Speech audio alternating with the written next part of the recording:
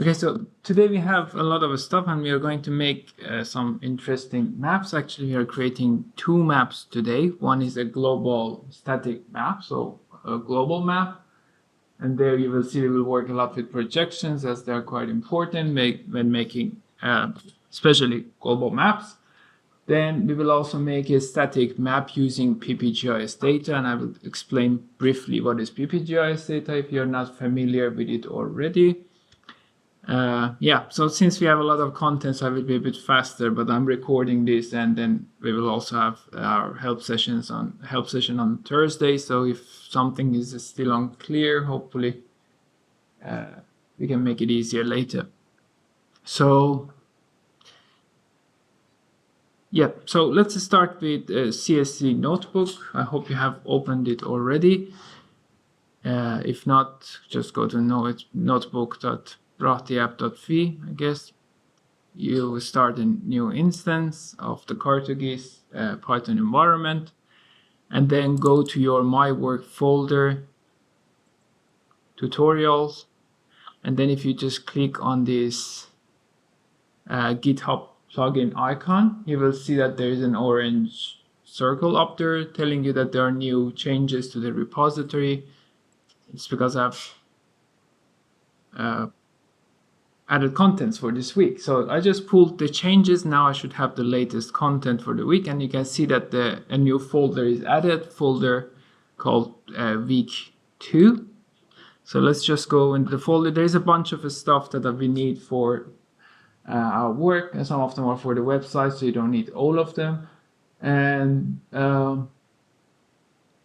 and then the QGIS will be after this. Tato will take care of that. But let's start with just a couple of things. You might have noticed, Tool yesterday didn't have time to show you these color tools, but they are available here, so you can use them if you need. They're also on the course's website. So for example, with this color palette tool, not this one, this color picker. So there's an explanation of different color systems, and there's an interactive tool here that you can use to convert between different systems. So if you need this, you can just access it from here, CSC, or on the course's website using Binder. The other thing is the color scheme. So if you want to work with Matplotlib and see how different color schemes look like, I have made a ready tool for you. Again, here it's called color scheme. You can also use the it's okay. Thank you. You can also use the Binder on course's website. So I'll just quickly run this to show you what it looks like. Okay, there's a file missing. I will add it later, but you will have a map with a drop-down list where you can choose different color scheme, and it will update the map. So it will give you an idea how different color schemes make your map look like. So let's get started with the actual contents of today. And the first thing we are going to make is this global static map -Python. So make sure you open the Python version. QGIS will be later. So I will close these other two windows.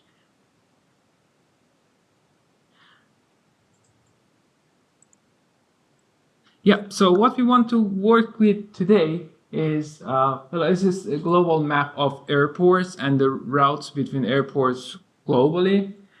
And we are going to use a new library this time. The library is called Cartopy. I guess probably have not studied or worked with this library before as part of courses, at least. You might have worked with it yourself. So this is a very good library. It's built upon Matplotlib, so it is very familiar, the way it works and the syntax, so it's not all new for you, which makes it easier to learn.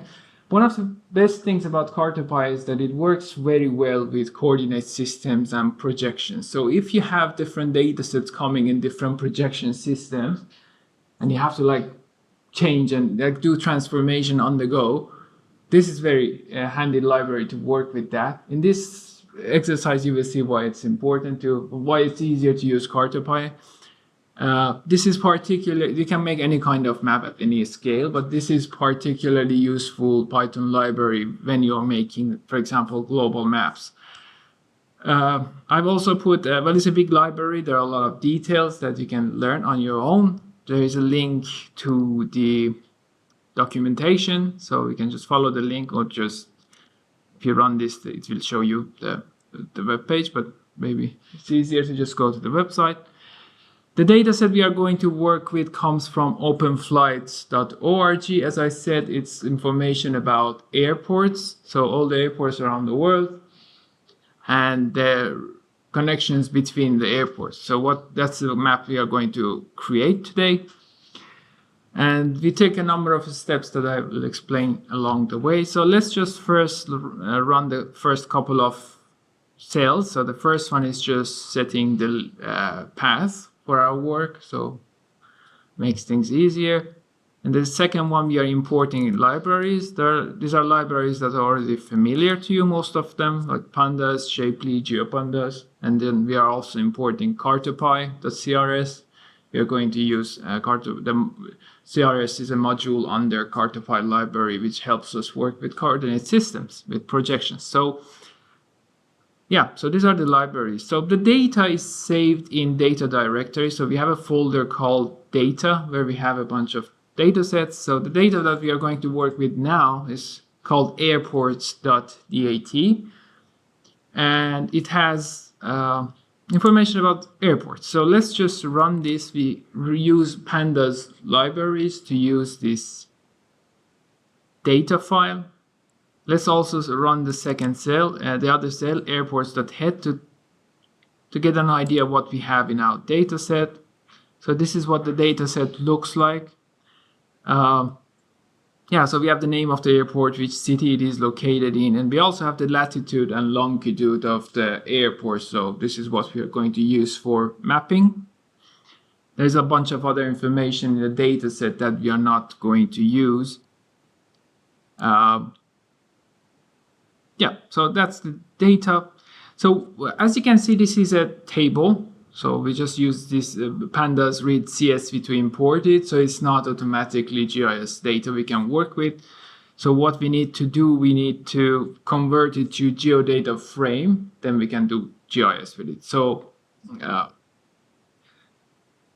first thing I'm going to do is to create, well, we assume that you're already familiar with GeoPandas. So for working with GeoPandas, you need to have geodata frames. And a geodata frame, by definition, is a Panda data frame that has a column called geometry where we have the coordinates. So I'm going to create the geometry. I already have the X and Y. I have the longitude and latitude. So I'm just going to read that information and create a new column called airport geometry. So I'm going to use that to create my geodata frame. So this is what the first line of code is doing. In the second line, I'm just converting my pandas to geodata frame. For doing that, you need to specify what coordinate system your data comes in. So in our case, it's 4326. And then, so it's coming in this WGS84. And then provide what is the geometry. So we just created the geometry. So if you just run this cell, it's going to create a geodata frame of the data for you. So now we are going to make our first map. So a number of things. So as I said, we are using now Cartopy, but it's very similar to Matplotlib. Yeah, so we are creating our figure and X, and then we are using a background as black, and we are specifying a projection system for our map. So this is something we haven't done before in Matplotlib, but in Cartopy, you can have a coordinate system specifically. When you're creating the visualization, you can specifically specify what coordinate system or projection you are using. So in our case, you have a global map. So I'm going to use Robinson, which looks nice and is not too distorted, but you can use other projection systems if you want. Yeah, you specify the size of the figure you want, and then I'm going to add the airport geodata. I'm going to plot it. You provide the size. So this is just a quick map. We want to see what our data looks like. We are going to come back to this and improve it. So I just visualized my airports as points on the map using Robinson projection. So this is what it looks like. So this is a very simple map. During this exercise, we are going to add more details to our map. So these are the points. So we want to also add lines to our map to see what is the connection between the airports. And for that, we have another data set called routes.dat, which is stored in the same folder, data. So I'm going to import that data, and I have specified the name of the columns I want here. The data is a bit bigger. I don't want every column to be loaded, so I just specified the name. So this is what our data looks like. What is important to us here is the source airport and the destination airport. So this is we want to know where the flight is, from which airport to what airport. And we use this information to create the lines between the airports. So now we only keep the columns that are interesting to us. So we want to keep the name and the IATA name. IATA is this International Aviation Organization. So we keep the name, and then latitude and longitude. So we also make a second copy of the same data, and we name it differently. So it makes our life a bit easier. So we keep a copy called source airports. Then we make another copy, and we call it destination airports.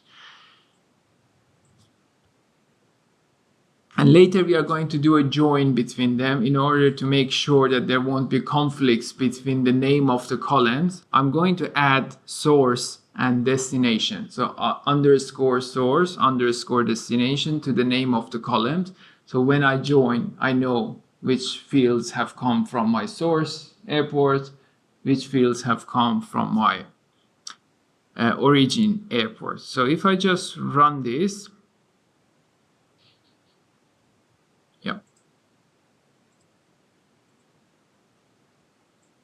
so there is a bunch of details you can check yourself using the .head method in GeoPandas to see what we have.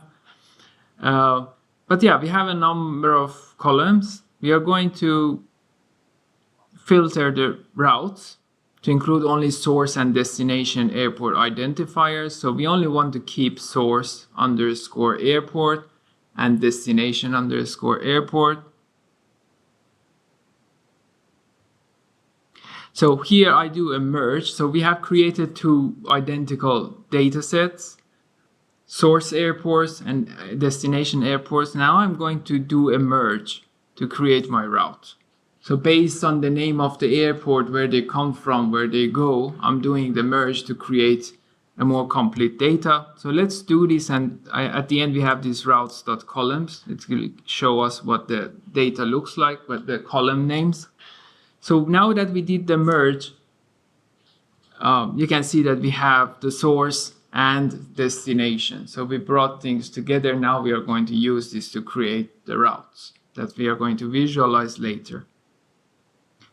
So now that we know, we don't have lines yet, but we know in our data that, okay, this flight is going from airport A to airport B, and we have the coordinates of airports in our other data set. So now we are going to use that to create our line data.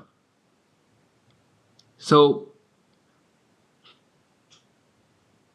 yeah, so there's a bunch of explanation here what we are exactly doing, but this is something, if you have worked, if for example you have done the AutoGIS course, you are familiar with Shapely library. So Shapely library, which is like included in GeoPandas, it's like GeoPandas uses Shapely to define geometries, so it gives you control over geometries and you can define them and manipulate them. So now we are going to create lines from these origin destinations, and for that I'm going to use Shapely. So what I'm doing here, I'm creating geometry of my lines, And for that, I have written a for loop.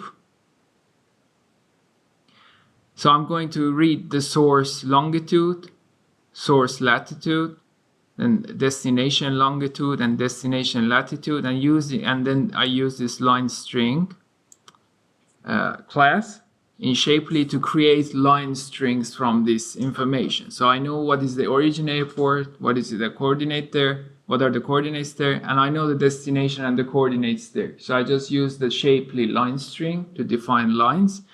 And then once I have my geometry, again, like what we did at the beginning, we can use this geometry we just created to create our geodata frame. So we create a routes geodata, this is what we call it. And then it just gives us, let's just run this code. It creates a new geodata frame which stores lines showing the travel routes, the connections between airports. So now this cell is running and I've put routes.head at the end, which shows us an overview of the output data. So this is what we have. So these are now our lines.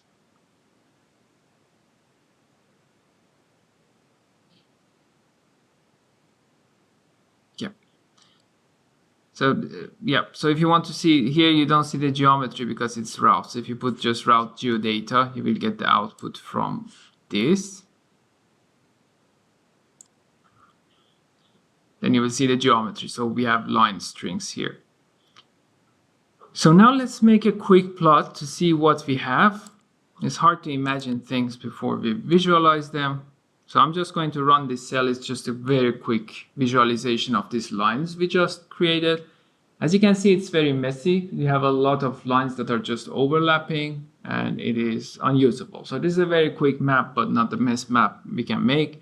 And there are a lot of unnecessary details here. For example, we have this axis, these ticks on the axis, which are not useful usually when we are making maps. So at least in our case, it's not useful. So we are going to get rid of those. So we are going to now use, we are going to visualize this properly.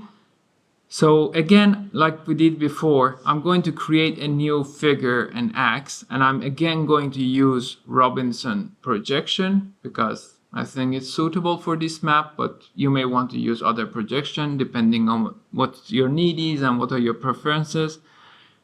And I'm going to add my dataset. So I'm going to use add routes. So one of the things I'm doing here, well, in the first visualization we made, the lines are straight.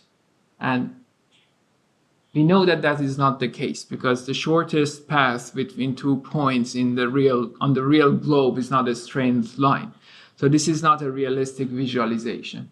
So what we want to do is that, okay, we want to take into account that Earth is not flat, so the lines are not straight like this in reality. And in order to do that, we are going to use specify this geodetic projection for our lines. So by using this ccrs.geodetic, so ccrs is the module we imported from Cartopy, we are telling Cartopy that, okay, use the geodetic system. So take into account the curvature of the Earth when you're mapping the lines. And Cartopy will do that for you. But we do this for lines, but we do not need to do this for points, which we will add later. So let's just run this and see what happened.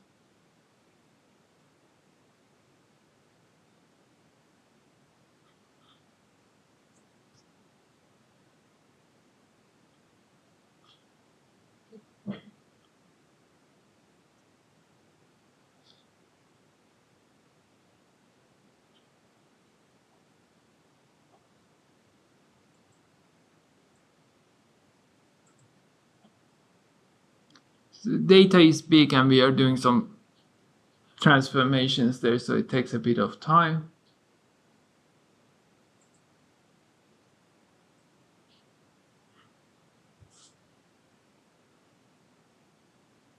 Okay, so now this is the output. So we didn't really change anything. The only thing we did, we got the projection right.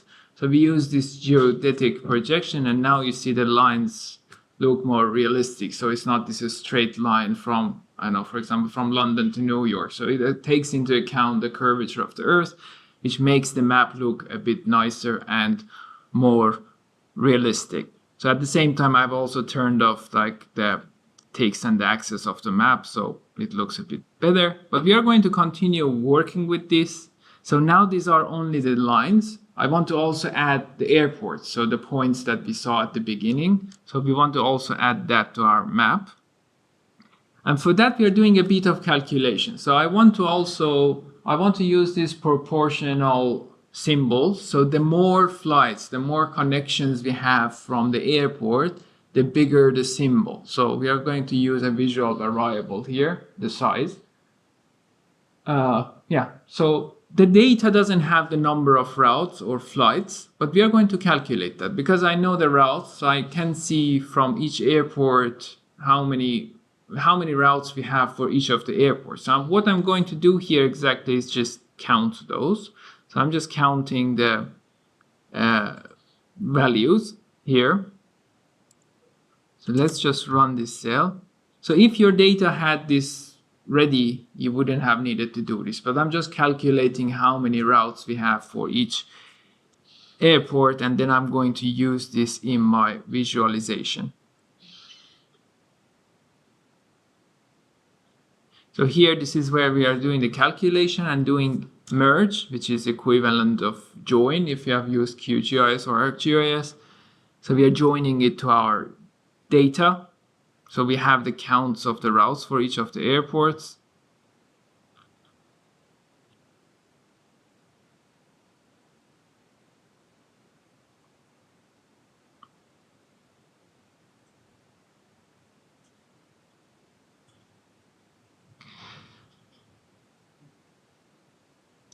So one thing that we are doing, so very often, like if you want to make a good visualization, it's not enough to just take the raw data and map it. Very often you need to do at least a bit of work on your data for better visualization. So now that we calculated the count of routes for each airport, we are going to make as I said, we want to show it as a circle, each airport, but the size of the circle will be proportionate to the number of routes.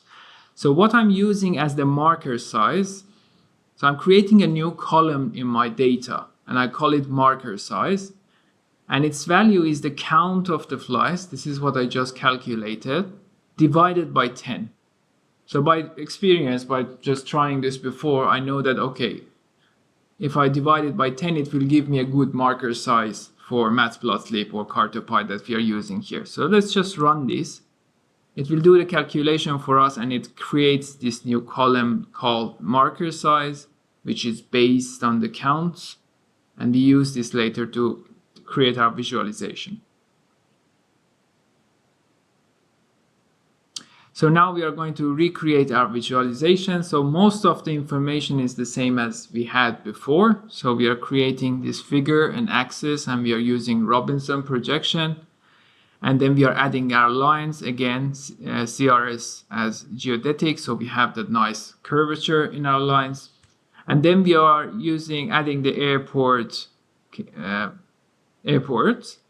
So for this one, we do not need to have a geodetic system because these are points. It doesn't matter. So I'm just going to use a plate carry simple projection to just add the points. And by just specifying that, Cartopy knows and takes care of how the transformations are done. So the marker size for my airport is just what I calculated. So the marker size, I already created this column that you remember. So I'm using this as the size of the marker. You can adjust the transparency with the alpha value. So I make it a bit transparent. So I'm using 0.8. Maximum is 1, meaning that it's not transparent at all.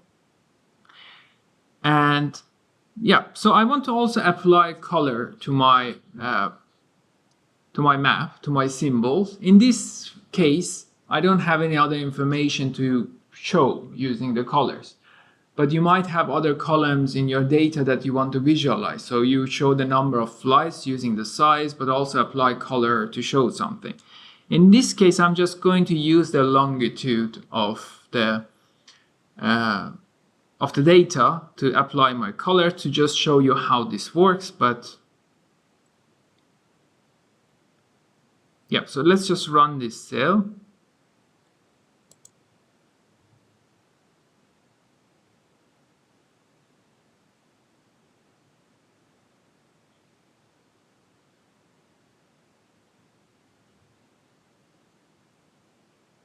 Again, with all the transformations, it takes a bit of time to run. The CSC notebook is not the fastest, so on your own computer, if you do this locally, probably it's a bit faster.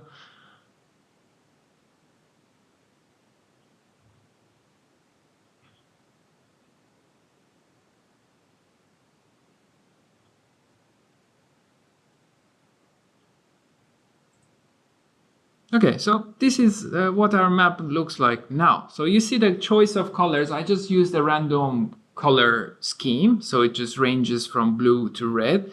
And because I use longitude for applying the color, you can see from west to east of our map, it's just going to change from blue to red. So if you had applied the color based on a different column, of course, you would have seen different thing. And now you can see the number of the more routes we have to and from an airport, the bigger the circle symbol is. So we have very large ones, for example, in major cities around the world. So this is what we just created. So compared to where we started from, our map looks a lot better. And here I have put a more explanation of how and why we have used different coordinate system and projections for our visualization. So now we add a bit of details to our map to make it even more readable. So I'm going to add a legend. I'm going to add a title and change the color a little bit. So in this next cell, this is what we are doing basically. So it's the same as what we have done before, creating the map using Robinson projection, then adding the two other layers. And yeah, the only thing I'm changing here is the color, I think. So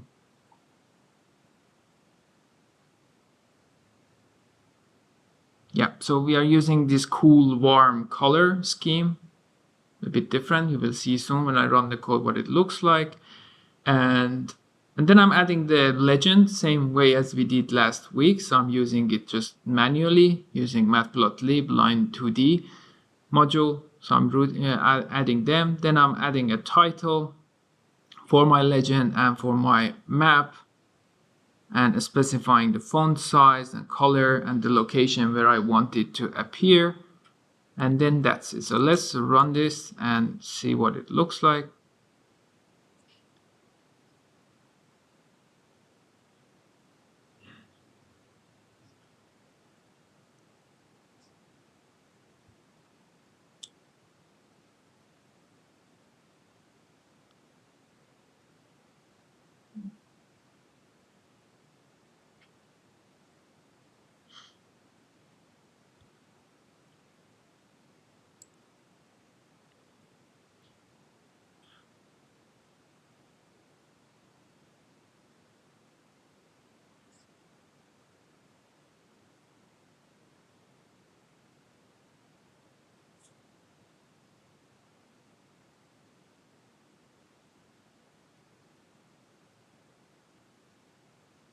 Okay, so now the map is added. You can also see that it was added on the left because we chose to save it as a PNG file.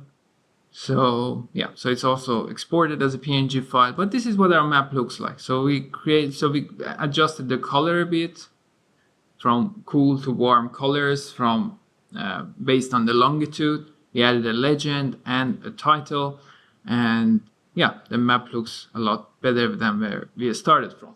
So yeah, so that was how we can create global maps. You have to pay extra attention to projections you're using, and yeah, that's it. So I went through it very fast, but the calculations we did are very simple, basically just joining things, counting things. So once you go through this again in your own time, you will see that it's simple. And if anything is unclear, we can get back to this on Discord or during help sessions on Thursday. So yeah, so let's just save this one and move on to the next thing. The next thing is this PPGIS-Python. So now we are going to visualize PPGIS. PPGIS is short for Public Participation GIS Data. Some of you might be familiar with this. So it's a combination of these traditional surveys that we are all familiar with a mapping component. So people answer questions about different things depending on the type of project. And then they also map things. So the result is that, okay, we have attribute data from the survey questions, but also people have mapped. So we have locations, like in our case, we have points. So this is the kind of data we are working with. So it is coming from a project. I have put the link. It has anonymized version of urban happiness data from Helsinki metropolitan area. So people had mapped different things, but one of the things they were asked to map was their environmental perception. So they had just mapped points. They had marked points on the map, and they had said whether they like that place or not. Do they perceive that place positively or negatively? So this is what we are going to visualize. And for this part of our exercise today, we are using a number of libraries. We are using NumPy, which is a general library for mathematics and calculations and data handling. We are using pandas again and a few other libraries that we are familiar with. Today we are going to add base map to our map, and for that we are going to try two libraries which do the same job, but we just want to showcase how different libraries work. So for that we are using Contextly, that is a bit more familiar, and also this tile map base, which is another library for adding base maps.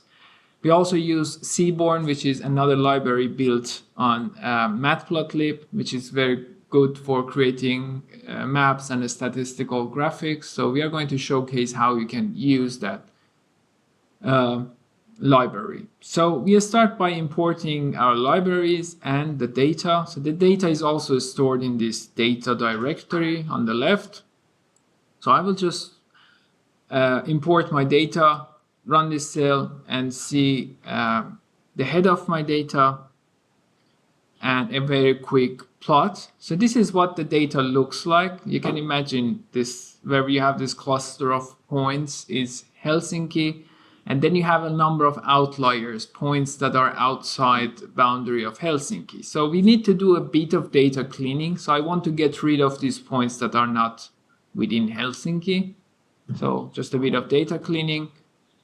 And yeah, and you can see the columns here. So we have a UID, this is the unique identifier of the individual. We will not work with that, but we have this quality column. So whether the place is perceived as negative or positive by the individual. And then we have the geometry column, of course. So yeah, so I want to get rid of these outliers. So there are many ways you can do that. You can do it manually or however you want. In my case, I want to just use the polygon of Helsinki boundary to clip my data. So anything that falls outside this boundary, I want to just get rid of.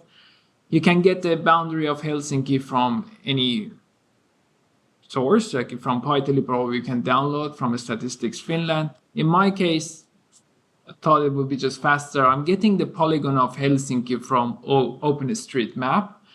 So you probably remember this library OSMNX from last week. So I'm just using the name of Helsinki, Finland, to get the polygon of Helsinki from OSM. Then I will use this to clip my data. So in this cell, which we will just run, we are getting the polygon of Helsinki, which is like this. So we just got it from OpenStreetMap without downloading any data, which is nice. For those of you who have done GIS before in Python, you know that checking whenever you're adding several things to the same map or doing map overlay or special join, anything like this, you have to make sure that the coordinate systems are matching, because we are a bit used to QGIS and ArcGIS, which take care of these things a bit automatically. So we don't think about it so much, but in Python, you have to think about it. So the coordinate systems need to be matching, and to make sure it matches, I have written this assertion. I don't get any error here because the coordinate systems are matching. So this is what I'm doing to clip my data. I'm doing a spatial join using GeoPandas, and I'm keeping all the points that basically fall within the polygon of Helsinki. So this way I'm just clipping my data and I'm storing it as a new variable called points in Helsinki.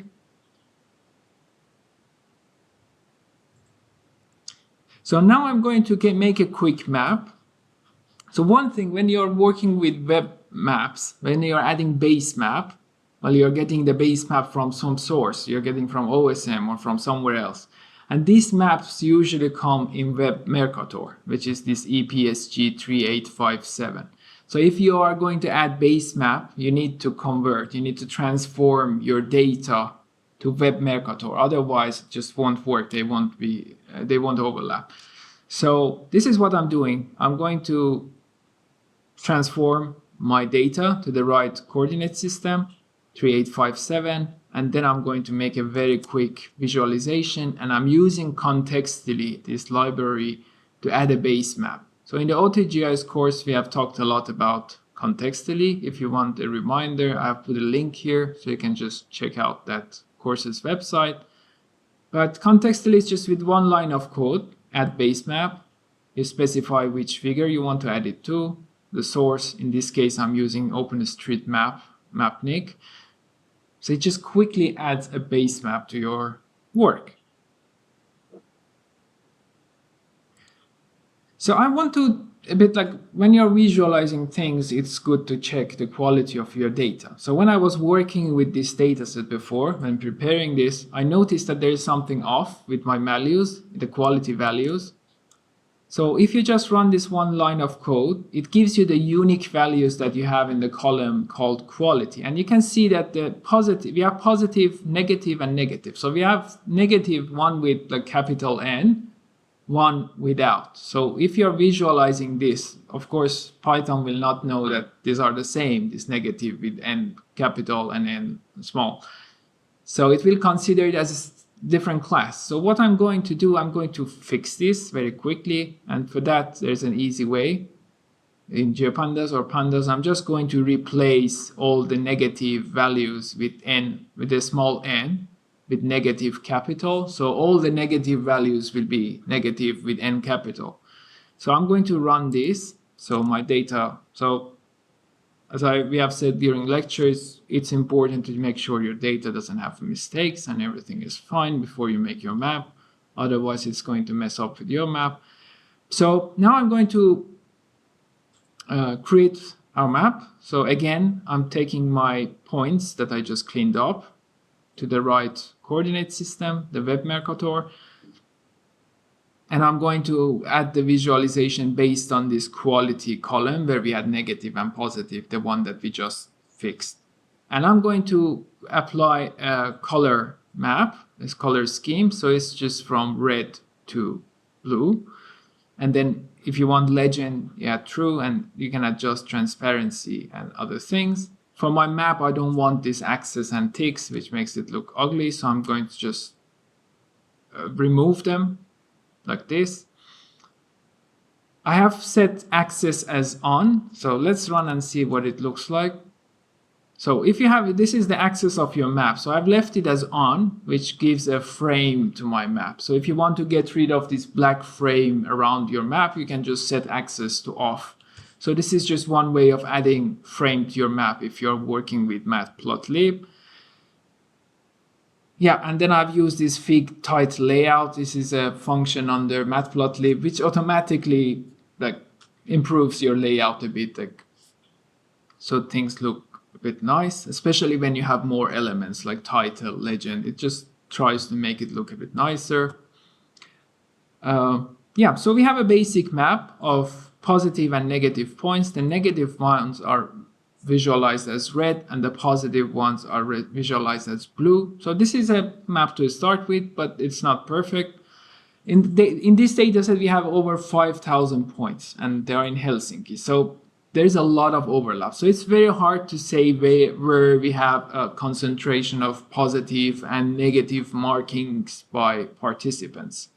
So I'm going to work a bit with this map to see how I can get that information out from my data using visualization. So one of the ways, and this is something we will work again with next week when we work with big data, one of the ways when you have very crowded, very dense point map and you want to get the overall picture out, overall pattern out, is to use some grid-based approach and calculate things for the grid. This grid can be a simple square grid that we are going to use now, or it can be hexagons, something that we will work with next week with big data. So now I'm just going to create a grid map. So I will just define, create a new geodata frame. So the grids are 250 by 250 meters, so squares. And because this is a repetitive task, I'm creating these grids one by one. I'm just using a method, a function coming from NumPy.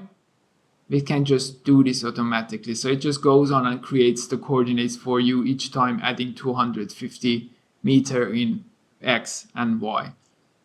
And then I'm going to create my, so I create the geometry, and then I'm going to create a geodata frame from this. So I have the geometry calculated here, and I have the coordinate system already. I use the same coordinate system as my points to make things easier. And then now I have if you just run this cell, you will have a grid geodata frame. So we created that grid that we are going to use for our calculation. So now we want to do a special join between our points and this grid that we just calculated. When you do special join, GeoPandas is going to add some columns. So it usually adds this index right or index left by default, unless you use other names. So when you do several special joins, you might get an error that, okay, this column already exists. So just make sure that this doesn't happen in case you try this a few times. I've added this cell using try and except. So it just makes sure those columns are not there. If they exist, it will just drop those columns. So we are clean and good to go for the special join. And now I'm doing the special join. So basically counting how many of positive and negative points fall into each of these grid cells. So this is a special join. And then in some cases, we have no positive or negative or no points falling into any grid. And that would return null values for you. But we don't want null values. If there is no point in a grid, in a square, then it's just 0. So I'm going to replace the null values with zeros. So let's just run this. And this is what we get. So for each of our grids, now we have the count for negative points that fall into the grid and positive points. So we are going to now visualize this. So it's a bit easier now. For each square, we have a bunch of positive and negative points, but we have count of them. So we can show what is the dominant perception in that particular point.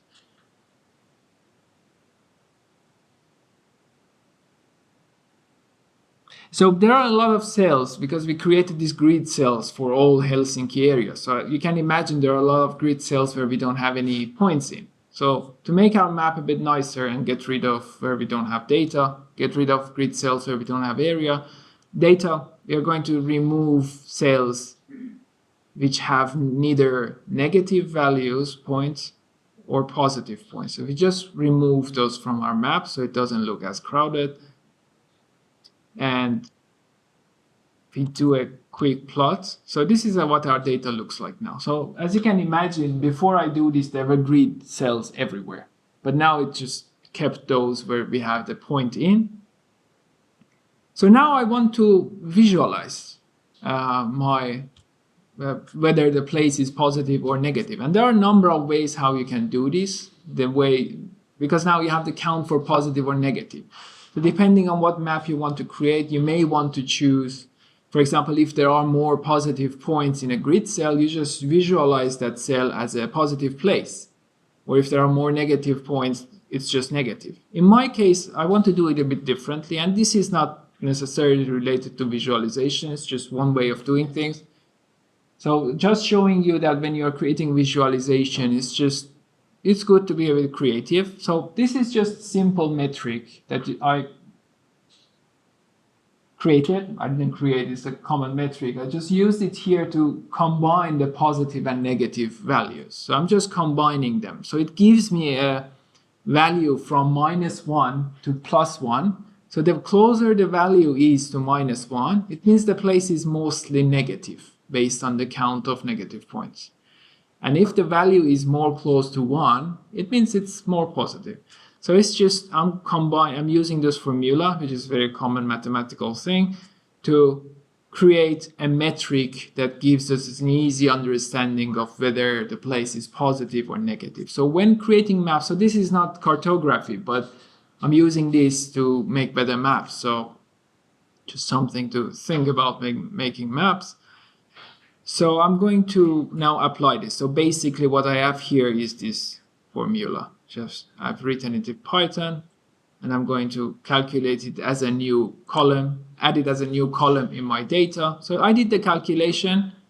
I'm just getting the head for the first 2 rows, and you can see that this is what is calculated. So now we have a positivity score that ranges from -1 to +1. The more positive, the value is closer to +1. The more negative, the value is closer to -1. So I'm now going to use this column for my visualization. So let's just run the next cell. So this is a very quick visualization of this column. So I just used matplotlib, very simple, to create this visualization. So you can see my values are ranging from -1 to +1.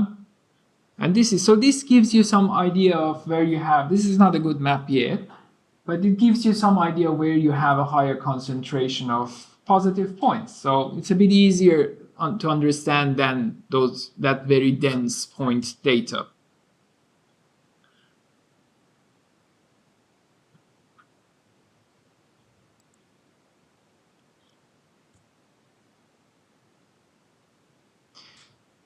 So there is a lot of detail because we did not classify our values. So it can be any value with any amount of decimal from -1 to +1.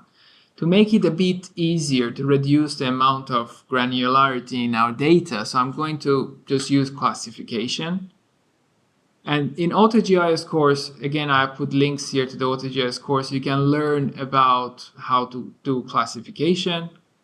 Here I'm just using natural breaks. So you just provide in matplotlib easily, you can just say, pass a value, the name of the classification method you want to use. So scheme, natural breaks, it will just classify my data.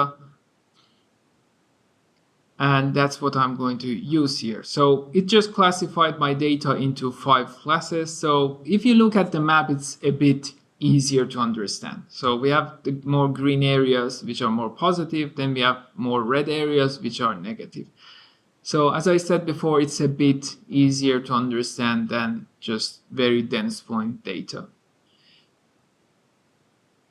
So one thing we haven't added yet to our maps is, well, now we are going to add a scale bar. So this is something we haven't done before. If you want to add a scale bar and if you really want to do it you want to have a lot of control over things, there is a library called matplotlib-scale bar, which comes with a lot of possibilities how to adjust things.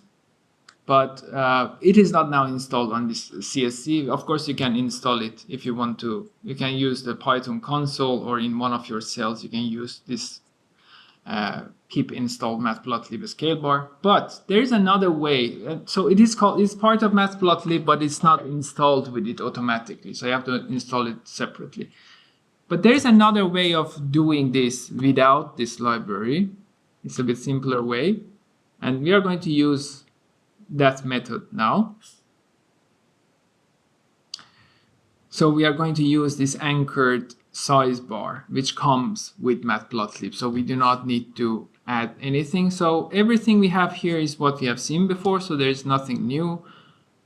The only thing we are adding here is a scale bar. So let's just run this cell to see the output. Then I come back and explain. So you can see that it just added a scale bar on top. And this is the way we did it. So we just define a scale bar using this anchored size bar submodule that we got from Matplotlib, and then you provide some information. So for example, the label, where you want to place it, I put it in the upper right, as you can see, the color and the vertical size of it and so on. But if you pay attention to this, you notice that something is a bit off with my scale bar. This is supposed to be 1 kilometer, but my grid cells are 250 meters. So it's not quite right.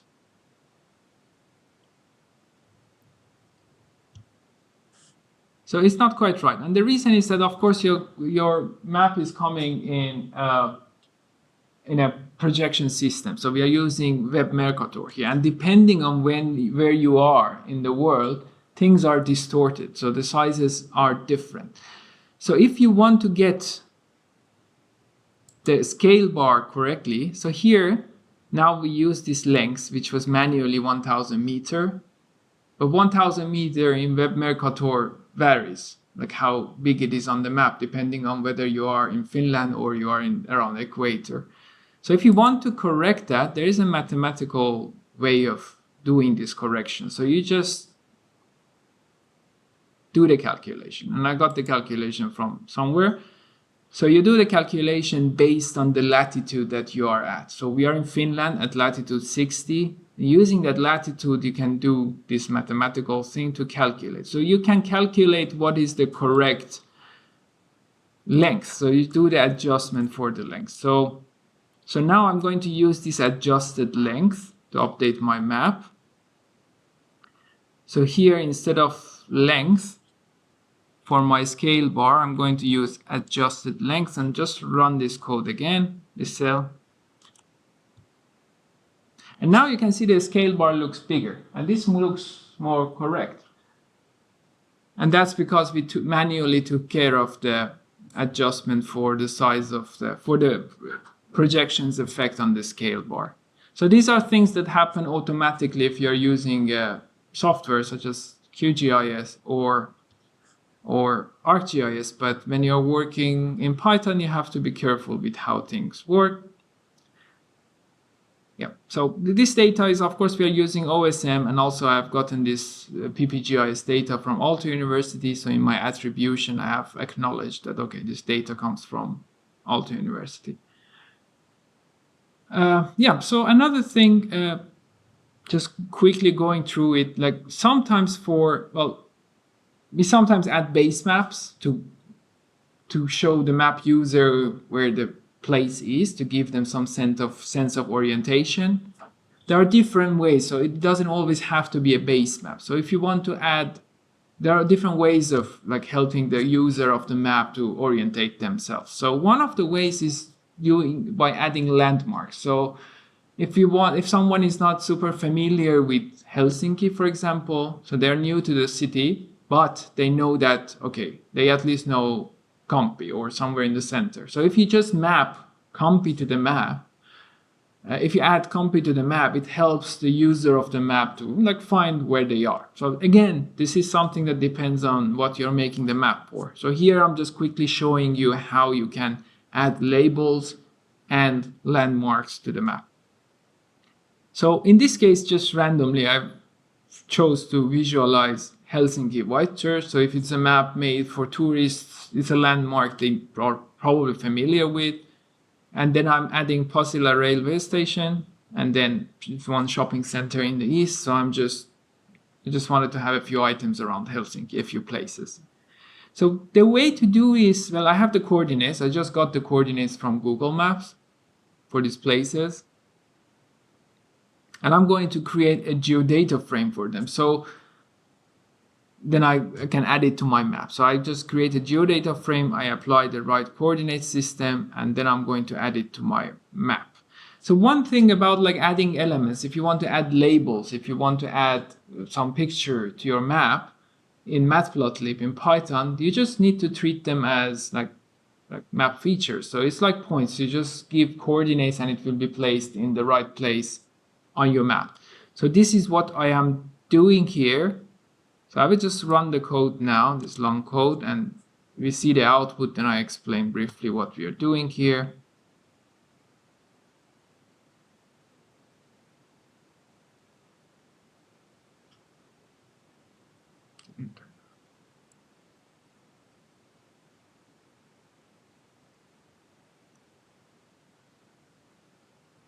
Oh, I guess I didn't run this cell up here.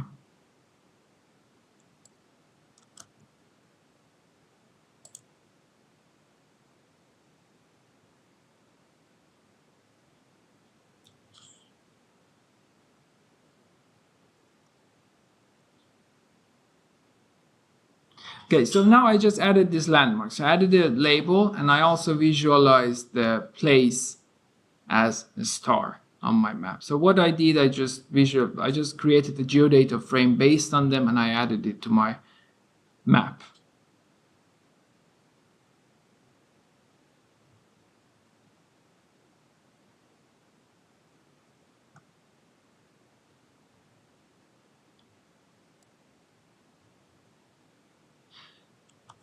So let's also go ahead and run the next cell. So in the next cell, we have added an image. So this is not a very beautiful map and it's not a good example, just showing you how if you want to add, if you really had a picture of the white church and you wanted to add it here, imagine you are making a tourist map for tourists and you want to have the white church, a real picture there. So this is how you can add it here.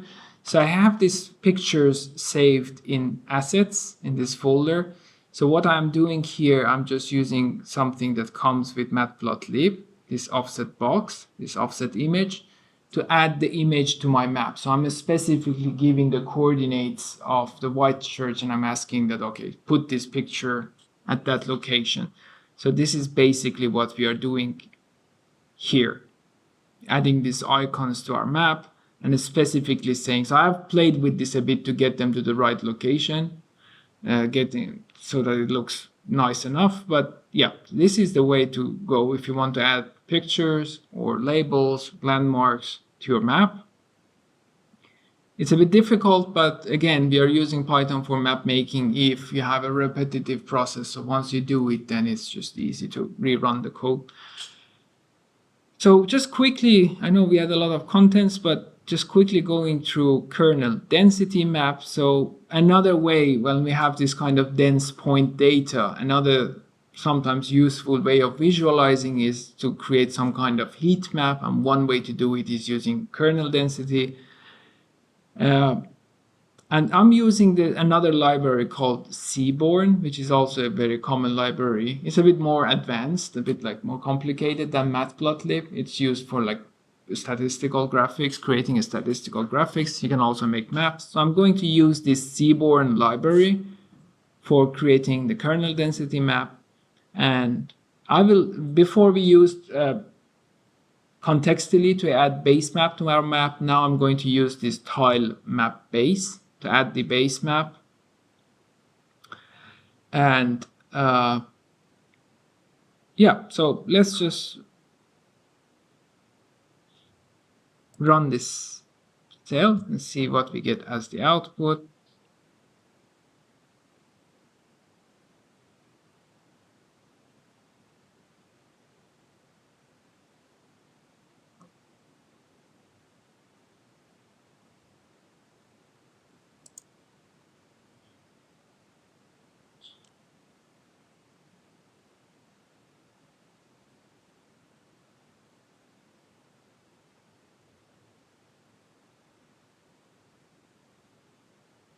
Yeah, so if you run that cell and the one after, you will see the map. So it just creates a kernel density map. So we just used a different library to create this.